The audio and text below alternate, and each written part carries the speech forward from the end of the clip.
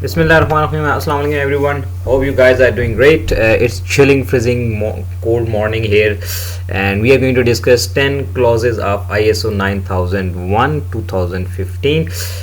कोकब मंजूर जनाब आपकी खिदमत में हाजिर है, certified trainer and lead auditor QMS 9001 2015. मेरा मोबाइल नंबर और यूट्यूब आपको लिंक नज़र आ रहा है, आप इस पे मुझसे कांटेक्ट कर सकते हैं. अच्छा जी, इससे पहले हमने 3 वीडियो बनाई थी. ये उन लोगों के लिए जो पहली बार ये वीडियो देख रहे हैं. हमने पहली वीडियो में बताया था कि ISO क्या होता है और इसकी हिस्ट्री और इसके पॉपुलर स्टैंडर्ड से और कुछ इंट्रोडक्शन पे हमने बात की थी. दूसरी हमने एक वीडियो बनाई थी जिस पे हमने बात की थी प्रिंसिपल्स ऑफ ISO 9001. इसके जो 7 प्रिंसिपल्स हैं वो क्या हैं और वो उनकी एक्सप्लेनेशन हमने की थी. और एक और वीडियो भी हमने बनाई थी इस पे जिस पे हमने कंपैरेटिव एनालिसिस किया था ISO 9001 का 2015 का जो वर्जन है, जो लेटेस्ट वर्जन अभी है, और इसका जो प्रीवियस वर्जन के साथ कंपैरिजन था कि क्या क्या चेंजेस आए हैं इस नए वर्जन के अंदर. तो अगर आपने वीडियोस नहीं देखी तो नीचे डिस्क्रिप्शन में आपको लिंक मिल जाएगा, आप वो वीडियोस देख लें. आज हम बात करेंगे जी इसके जो 10 क्लॉजेस हैं. अच्छा, यहाँ पे भी बता दूँ कि पहले जो थे 8 क्लॉजेस थे 2008 में. अब जो है 2015 का जो लेटेस्ट वर्जन है इसके अंदर 10 क्लॉजेस हैं. तो हम कोशिश करेंगे भी इन क्लॉजेस को 1 बाय 1 डिस्कस करें. अच्छा जी, आपको नज़र आ रहा है पहला क्लॉज है स्कोप के बारे में, दूसरा नॉर्मेटिव रेफरेंसेस हैं, तीसरा टर्म्स एंड डेफिनेशन है, फिर कॉन्टेक्स्ट है, फिर लीडरशिप है, प्लानिंग है, सपोर्ट है, ऑपरेशन है, परफॉर्मेंस इवैल्यूएशन है और इम्प्रूवमेंट है. ये जो पहले 3 क्लासेस हैं ना, इससे हमारा कोई इतना कंसर्न नहीं है. ये बेसिकली ISO के लिए अपने लिए हैं, जिसमें ISO का स्कोप होता है, नॉर्मेटिव उसके रेफरेंसेस हैं, टर्म्स एंड कंडीशंस हैं, यानी उनकी वोकैबुलरी वगैरह होती है. हमारा जो काम होगा, हम जो यहाँ से डिस्कशन शुरू करेंगे वो ISO का जो क्लॉज नंबर 4 है, मीन जो ऑर्गेनाइजेशन से रेलेवेंट होता है, यहाँ से हम स्टार्ट करेंगे. लेकिन बहरहाल आपको मैं दिखा देता हूँ पहले 3 क्लॉजेस, जिसमें है जी स्कोप है कि क्या है, needs to demonstrate ability to consistently provide product वगैरह. मीन्स ये उनके साथ है जिसमें ISO चाहता है कि कस्टमर की सेटिस्फेक्शन हो और सिस्टम जो है वो बेहतर हो जाए. इसके जो सेकंड क्लॉज के अंदर इनके अपने वोकैबुलरी और फंडामेंटल्स हैं. लाइक शेल लिखा होगा तो क्या मतलब होगा, वेल होगा तो उसका क्या मतलब, विल होगा तो उसका क्या मतलब है. इसी तरह टर्म्स एंड डेफिनेशंस हैं इसके अंदर कि किस वर्ड की क्या डेफिनेशन है. ठीक है जी, तो ये इनके हैं अपने रेलेवेंट. ISO का जो क्लॉज नंबर 4 है, जहाँ से हमारी डिस्कशन का आगाज़ होगा, वो है context of the organisation. Clause number 4, पहली बात तो ये समझ लें जी, ये क्लॉज जो है ये नया क्लॉज है, ये पहले नहीं था. ये पिछले जो 2008 का जो वर्जन था उसमें ये क्लॉज नहीं था. ठीक है, ये इसमें ऐड किया गया है. किस लिए ऐड किया गया है? टू प्रोवाइड ए की इनसाइट टू द ऑर्गेनाइजेशन, कि जिसमें हमें ऑर्गेनाइजेशन के कॉन्टेक्स्ट के मुतालिक, कॉन्टेक्स्ट कहते हैं जी वो पस मंज़र जिसको उर्दू में कहते हैं, कि ये हालात व वाक़यात किन कॉन्टेक्स्ट के अंदर ऑर्गेनाइजेशन जो है वो ऑपरेट कर रही है. इसमें हम बात करेंगे what constitute organisation quality management system. उसका जो ऑर्गेनाइजेशन का जो क्वालिटी मैनेजमेंट सिस्टम है वो किन किन चीज़ों पे बेस करता है. तो इसके अंदर फिर 4 सब क्लॉजेस हैं, 4.1, 4.2, 4.3 और 4.4 हैं. पहले में हम ये क्लॉज डिस्कस करते हैं जी ऑर्गेनाइजेशन का जो है वो ऑर्गेनाइजेशन क्या है, यानी किस चीज़ पे काम कर रही है, वो मैन्युफैक्चरिंग है, सर्विस यूनिट है, हॉस्पिटल है, क्या है, और वो क्या कॉन्टेक्स्ट है इसका. दूसरे में हम क्लॉज डिस्कस करते हैं जी organization understanding the need and expectation of the interested parties, कि जो इंटरेस्टेड पार्टीज़ हैं ऑर्गेनाइजेशन की. अच्छा, इंटरेस्टेड पार्टीज़ क्या होता है? इंटरेस्टेड पार्टीज़ कस्टमर्स भी हो सकते हैं, गवर्नमेंट भी हो सकती है, यानी वो तमाम लोग या वो तमाम इदारे जो इस इदारे के साथ लिंक्ड हैं किसी न किसी हवाले से. तो जैसे लेट सपोज हम हॉस्पिटल का ऑडिट कर रहे हैं तो हॉस्पिटल के साथ जो है वो पेशेंट भी रेलेवेंट हैं, जो मिनिस्ट्री ऑफ हेल्थ है वो भी रेलेवेंट है. ठीक है, गवर्नमेंट जो का डिपार्टमेंट है. इसी तरह जो मुख्तलिफ लाइसेंसिंग अथॉरिटीज़ होते हैं, PMDC है या और इस तरह के हैं, वो भी हमारे साथ, हम उसको भी इंटरेस्टेड पार्टीज़ कहेंगे.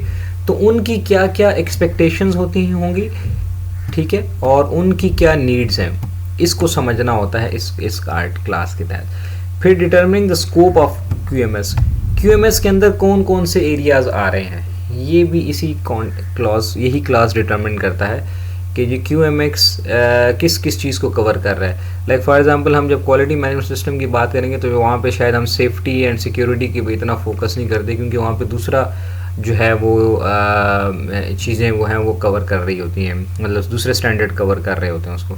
इसी तरह एनवायरनमेंट के ऊपर ज़्यादा फोकस नहीं होता, क्योंकि एनवायरनमेंट का अपना स्टैंडर्ड है।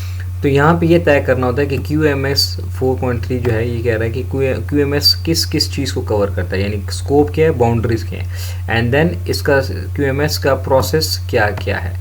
तो ये है जिसमें हम ऑर्गेनाइजेशन के कॉन्टेक्स्ट के बारे में बात कर रहे हैं, ऑर्गेनाइजेशन को समझ रहे हैं, उसकी जो पार्टीज़ कौन सी हैं, इंटरेस्टेड पार्टीज़ मीन्स कस्टमर्स हैं, उसके साथ जितने भी लिंक्ड लोग हैं, सप्लायर्स हैं, वेंडर्स हैं, गवर्नमेंट है, ये जो जो इंटरेस्टेड पार्टीज़ हैं उनकी क्या क्या एक्सपेक्टेशंस हैं और क्या नीड्स हैं।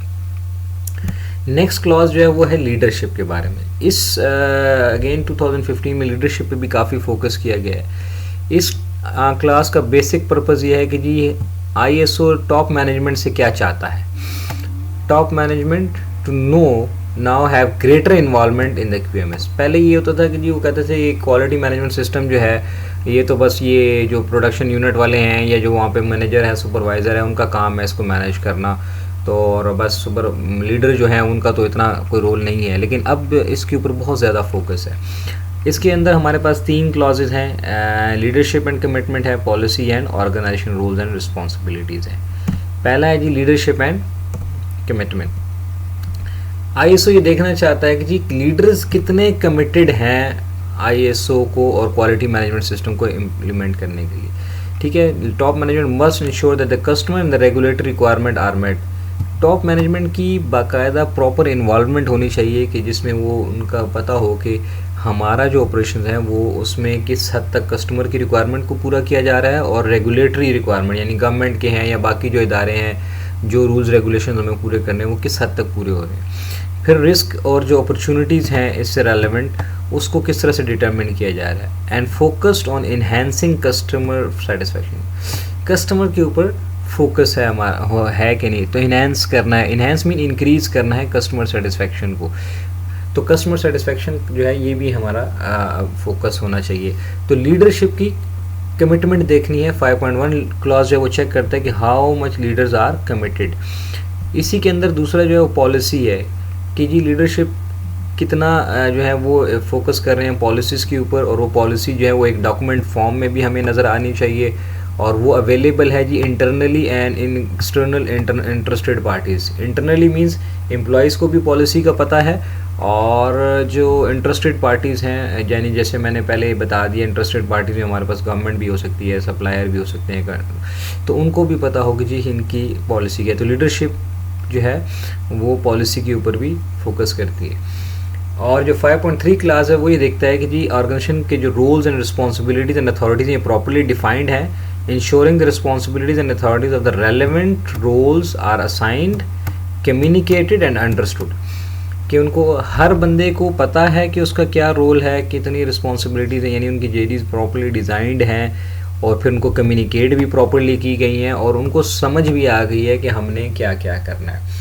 तो जब हम ऑडिट के लिए जाते हैं तो अक्सर हम ये चीज़ों ये पॉइंट आउट कर लेते हैं कि जी रोल्स एंड रिस्पॉन्सिबिलिटीज़ डिज़ाइन तो हुए होते हैं कागज़ों में, लेकिन अक्सर एम्प्लॉयज़ को मालूम नहीं होते, या अगर मालूम है तो उसको प्रॉपर्ली समझ नहीं होती कि मेरे जो जुरिस्डिक्शन में क्या क्या चीज़ें हैं, क्या मेरी अथॉरिटीज़ में हैं या क्या नहीं है। तो ऑडिट ऑब्जेक्शन हम यहाँ पर इसको अक्सर बना लेते हैं कि जी आप एम्प्लॉयज़ से जब बात करते हैं तो उनको आइडिया नहीं होता। तो ISO इसको भी इंश्योर करता है।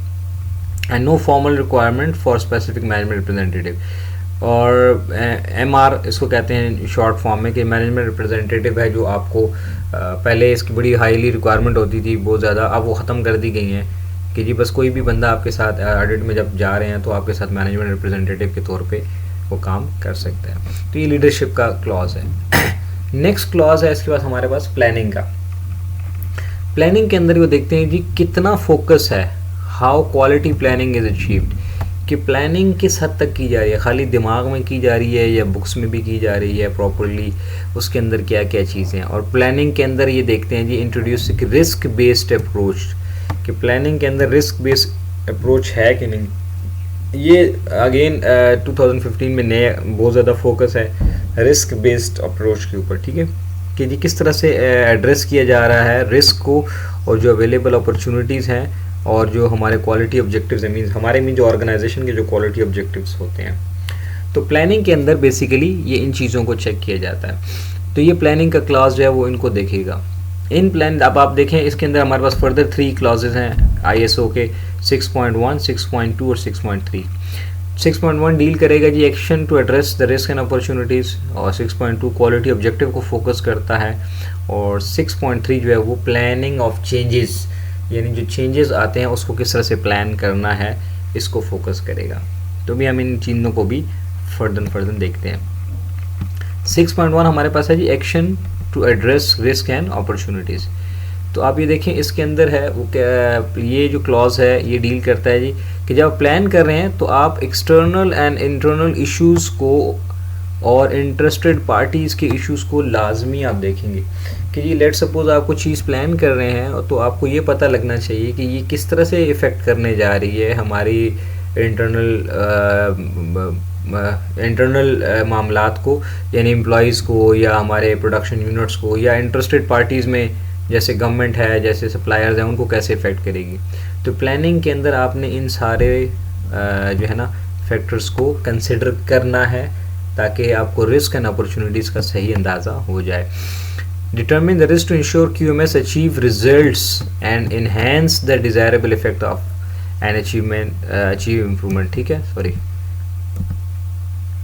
तो इसमें क्या कहते हैं, determine the risk to ensure, कि हमारे पास जो रिस्क है एक्सपेक्टेड उसको लाजमी है डिटर्मिन करना, ताकि हमें पता चले कि QMS जो है वो रिज़ल्ट्स को अचीव कर सकेगी, और जो इफ़ेक्ट्स हैं जिसकी वजह से हमें इम्प्रूवमेंट मिल सकती है उसको हम आसानी से हासिल कर सकें। वरना अगर रिस्क को डिटर्मिन नहीं किया गया प्लानिंग के अंदर, या उनका कोई प्रोविज़न नहीं है, तो फिर कोई भी रिस्क हमारी मीन्स उस ऑर्गेनाइजेशन को इफ़ेक्ट कर सकते हैं। तो ISO ऑडिट के अंदर जब हम इस क्लास को देखते हैं तो हम ये देखते हैं कि प्लानिंग के अंदर रिस्क को किस तरह से इन्होंने डील किया हुआ है, कोई भी रिस्क है किसी भी हवाले से। फिर ऑब्जेक्टिव्स के ऊपर बहुत ज़्यादा फोकस होता है जी, हमारे जो मींस ऑर्गेनाइजेशन के जो ऑब्जेक्टिव्स हैं वो किस तरह से बनाए गए हैं, और वो कंसिस्टेंट हैं क्वालिटी पॉलिसी के साथ कि नहीं।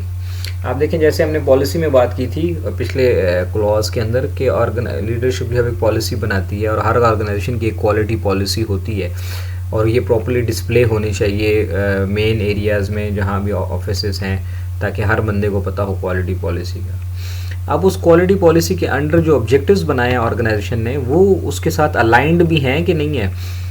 पॉलिसी कुछ कह रही है और ऑब्जेक्टिव कुछ हैं, तो हम उस पर ऑब्जेक्टिव वहाँ पे जाके NC बना देते हैं। NC कहते हैं नॉन कन्फॉर्मेंस, यानी ये कन्फॉर्म नहीं कर रहा है, उसके साथ हम आहंग नहीं है।